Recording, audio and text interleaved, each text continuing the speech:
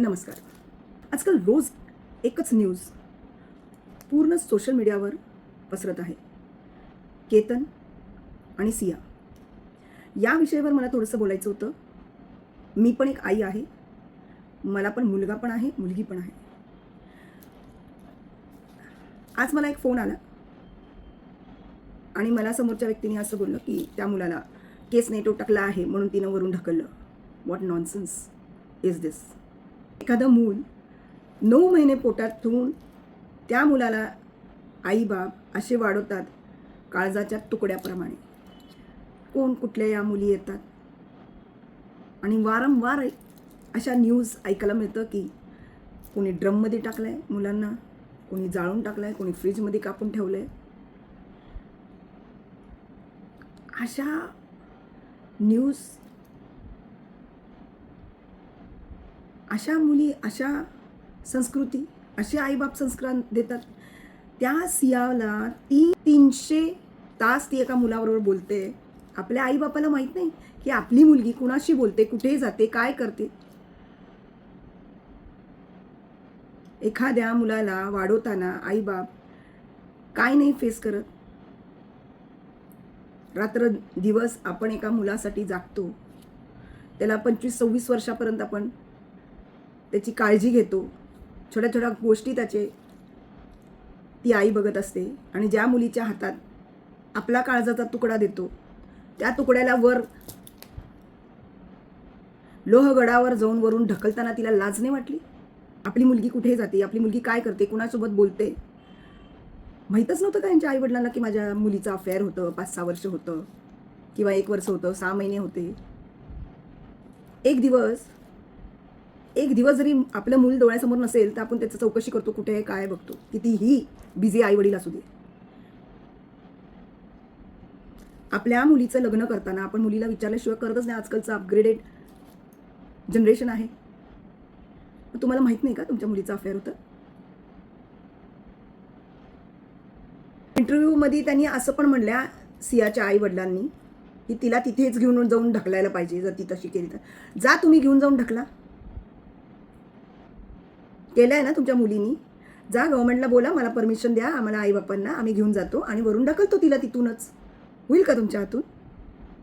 बोलायला काय हो, काही बोलतात. ज्याचा तुकडा गेला त्याला कळतं. लाज वाटायला पाहिजे, लाज. अशा मुली, असा ग्लॅमर बसलाय तुमच्या डोक्यात. केस नाही, डोक्यात टक्कल आहे त्याला बोलायला येत नाही. मग हे लग्न जुळवताना दिसलं नाही का हिला? एवढं त्याला कारमध्ये हक करताना व्हिडिओज आहेत, हे सगळं करताना तिला दिसलं नाही की त्याला केस नाही आहेत? हां? किंवा त्याच्या आईशी बोलताना त्याच्या आईचे फिलिंग्स, त्याच्या आईचं प्रेम त्या मुलाबद्दल दिसलं नाही हिला? मुलगी म्हणजेच मातृत्वाचं प्रेम असतं. त्याला आई बनायची गरज नाही आहे. एक फिमेलच एक प्रेमाचं प्रतीक असतं. Vibrations of love is a female. हे असं हिनी प्रेमासाठी, एखाद्यावर प्रेम करणारी व्यक्ती एखाद्याचा जीव घेऊन त्या प्रेमाबरोबर कशी निभवू शकते? प्रेमाचा अर्थ काय असतं? त्याग असतं.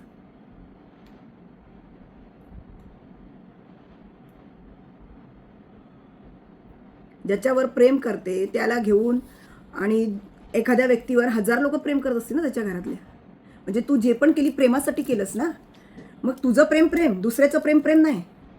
तुला, माझं म्हणणं एकच आहे, तुला जर त्या मुलाबरोबर लग्न नाही करायचं होतं ना, मग तू तुझ्या कुठल्या फ्रेंड थ्रू पण निरोप दिली असती त्यांच्या घरच्यांना, किंवा कुठे बेनामी चिठ्ठी लिहिली असती, एखाद्याचा जीव वाचला असता ग, किंवा फोन करून सांगितली असती, किंवा तुझ्या बॉयफ्रेंडचा फोटो पाठवली असती त्या घरात.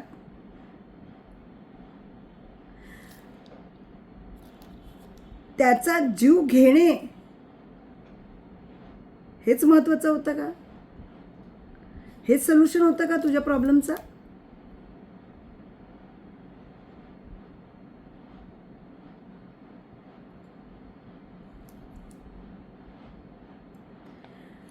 किती प्रकार आहेत लग्न मोडण्याचा.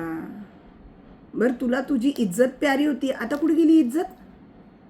घरच्यांसमोर इज्जत जपायची होती, आता कुठे गेली इज्जत? ते सोपं आहे ना आजकालच्या या मुलींना.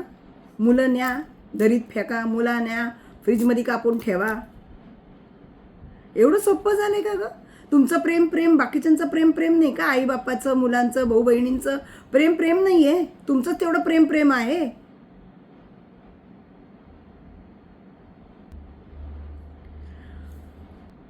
या अशा कृत्याला आहे ना विकृत व्यक्ती बोलतात, विकृत. आणि आज काय ग, ज्या मुलासाठी तू या मुलाचं खून केलंय, दोघं एकमेकावर ढकलत आहेत ना, तू ढकलली का मी ढकलले, तू ढकलली का मी ढकलले. या पुऱ्या कांडमध्ये ना तुमचं काही नुकसान नाही झालंय, नुकसान झालंय त्या आईचं. त्या आईचं नुकसान झालेलं आहे. लाजा वाटायला पाहिजे तुमच्यासारख्या मुलींना. तुमच्यासारख्या मुली जन्मताच मरायला पाहिजे. तू त्या घराण्याला कलंक नाही, या महाराष्ट्राला कलंक आहेस. एवढे मीम्स बनवत आहेत ना, लाज वाटायला पाहिजे तुम्हाला, लाज. अरे निदान त्या आईचा तर विचार करा की तिच्या मनाला काय वाटत असेल. हे असे तुम्ही टाकताय, मस्करी चालली आहे. तुम्हाला हे लक्षात कसं नाही येत की याआधी बायकांना, मुलींना प्रोटेक्शनची गरज होती, पण आज तुम्हा मुलांना प्रोटेक्शनची गरज आहे. प्रत्येक आईच्या मुलाला प्रोटेक्शनची गरज आहे. की आज डोळे झाकून मी तर माझा मुलगा कोणाच्या स्वाधीन करू शकणार नाही. काय भरोसा या मुलींचा? काय माहित काय संस्कार दिला या आई वडिलांनी. आज बघा 8वीत गेले की अफेअर असतात. तुम्ही शिकायला जाता काय, हे करायला जाता? आई वडिलांना तर माहीतच नसतं आपला मुलगा उमऱ्याच्या बाहेर गेला किंवा मुलगी उमऱ्याच्या बाहेर गेली तर करायला काय गेली आहे? शिकायला गेली आहे. वाव,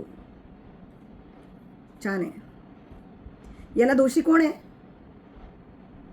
ते मुलं जे उमऱ्याच्या बाहेर जाऊन बाकीच्या सगळ्या धंदे करतात, बाकी सगळ्या गोष्टी करतात, का ते आई वडील जे डोळे झाकून बसतात रील्स बघत? एवढं डोकं त्या पोरीला आलं कुठून?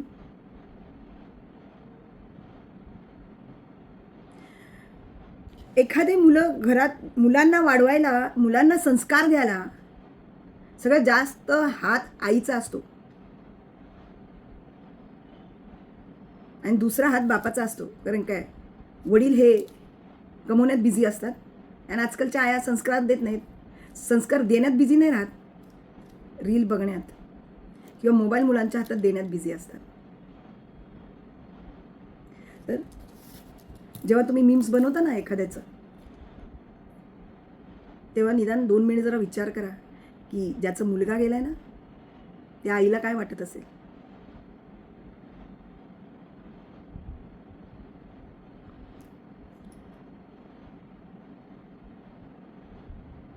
आपल्या महाराष्ट्रात हे घडत आहे, याची लाज वाटते मला तरी. इतके व्हिडिओ, इतके रील्स, इतके पिक्चर येतात महाराजांवर. महाराजांनी अख्खे जीवन दिलंय कुणासाठी? या बायका मुलांची आबरू राखण्यासाठी. प्रोटेक्शन दिलंय त्यांनी आपल्याला. आणि आज एक याच मुली, काय बोलायचं, कुठे राहतायत आपण?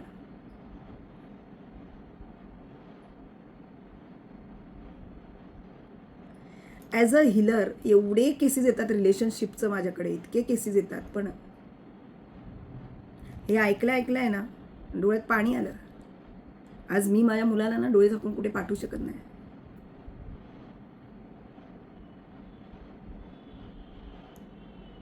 आज येणारे या इन्सिडेंट नंतर कुठलेच आईबाप लग्न कार्य जमवताना 1000 वेळा विचार करतील. पहिला प्रश्न त्या मुलीला हे विचारा, बाई तुझा अफेअर आहे का? मग त्याच्याबरोबर सुखी राहा, खरंच सुखी राहा. आणि त्यांच्या आई वडिलांना पण माझा रिक्वेस्ट आहे, जिथं तुमच्या मुलीला लग्न करायचं ना तिथे करा, जबरदस्ती करू नका. एखाद्या आईचा, मुलाचा असा बळी देऊ नका. आपण घरात लक्ष्मी आणतोय.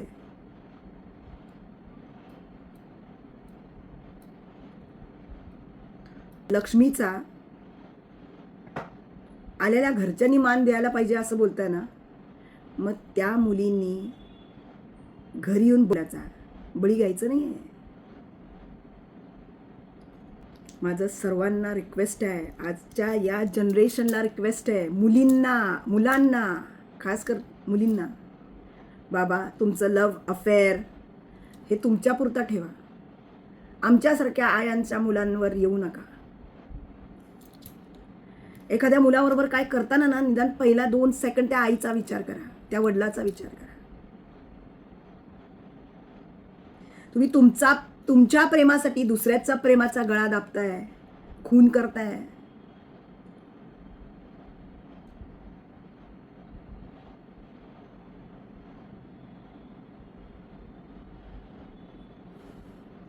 वर्स्ट. सर्वांना मी रिक्वेस्ट करते, तुमच्या मुलाचं लग्न जर जमवत असाल ना,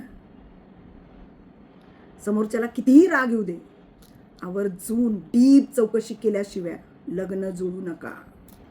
आज मी तुम्हाला सांगते, पत्रिका बघू नका, मुलीची चौकशी करा आणि मुलीलाच करा. आजूबाजूच्या लोकांना करू नका. आजकाल तर आई वडिलांना पण माहित नसतं की आपली मुलगी करते काय.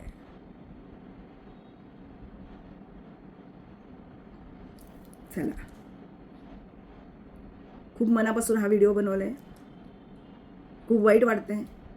आज मी 2-3 मीम्स बघितले, 2-3 पोस्ट बघितले, व्हिडिओज पण काढताय तुम्ही त्या मुलावर, आणि लाज वाटायला पाहिजे. वाईट वाटलं मला.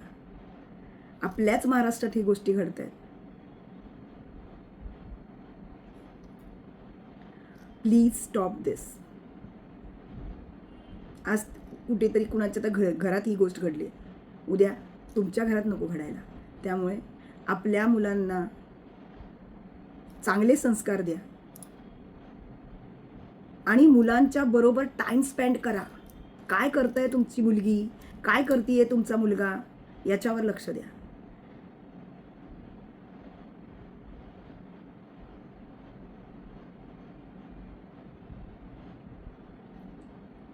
सर्वांनी काळजी घ्या. थँक्यू.